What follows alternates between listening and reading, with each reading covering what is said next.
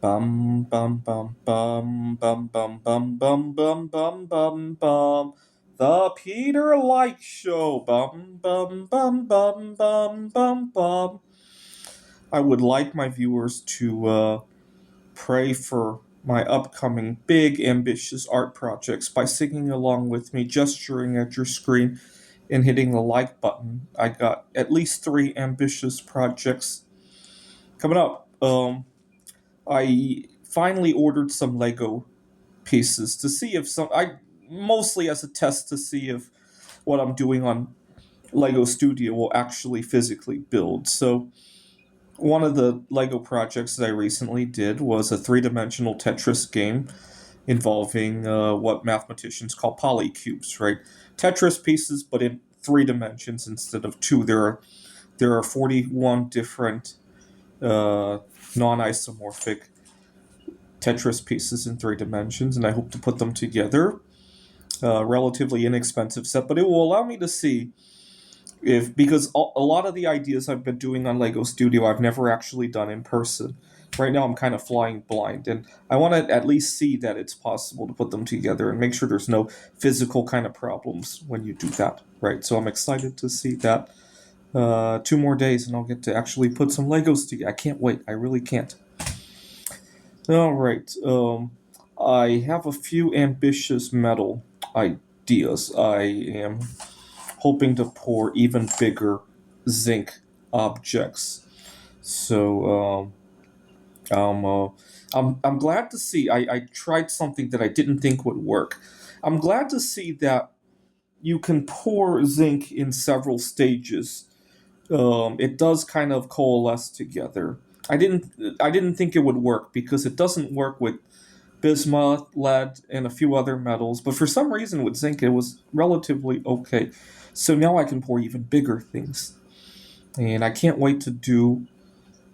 Obviously, there's some limitation. If you start trying to pour something that's 1 ton a little bit at a time, I'm sure just the sheer weight of it will cause the imperfections to just crash in on itself. Obviously, there's some limitation to that, but I hope to do a really big zinc statue now that I know I can pour a little bit at a time.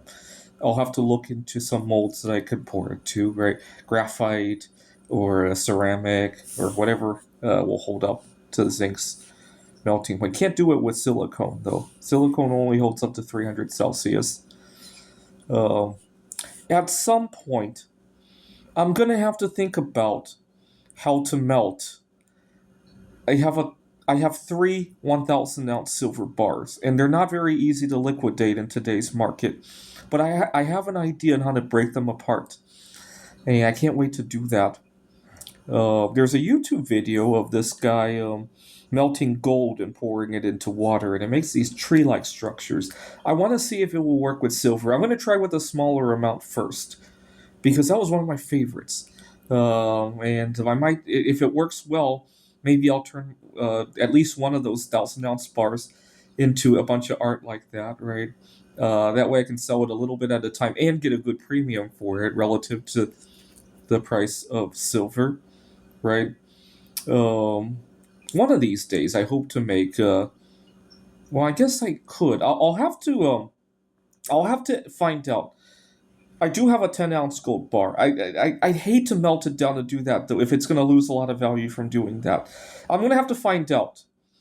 If all fails and I have to melt, I have to sell it as scrap gold back. How much I lose from destroying a bar? Like if it's not a lot, maybe I'll give it a try, right? But I want to find out first. I have a 10 ounce bar. Okay. I um I hope to do a real sized.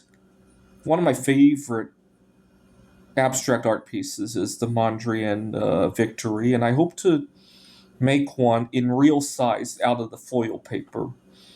The only reason that's stopping me from doing that is I don't have a whole lot of space, and those things are very difficult to move around. Right, that's something that's 4 feet by 5 feet frame and all that, and I've had a lot of art that's been damaged due to my frequent moving. I was talking to my to give you an idea of my disagreement with Gen Z and Gen Alpha folks. I was talking to one of my former students.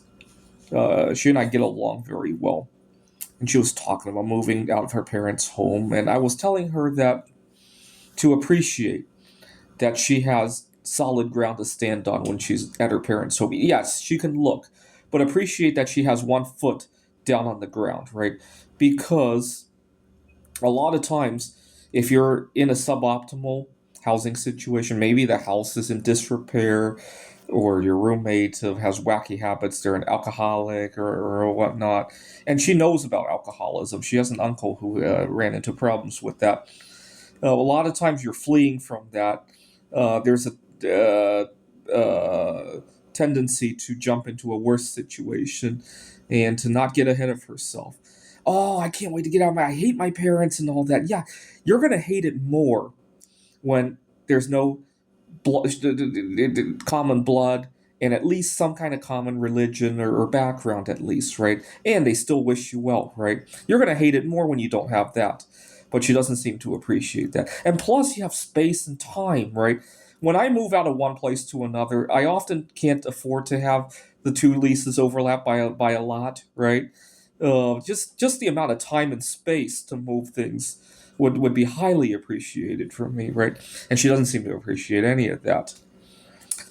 This is the Peter Like Show. Bum bum bum bum bum bum bum bum bum bum bum bum.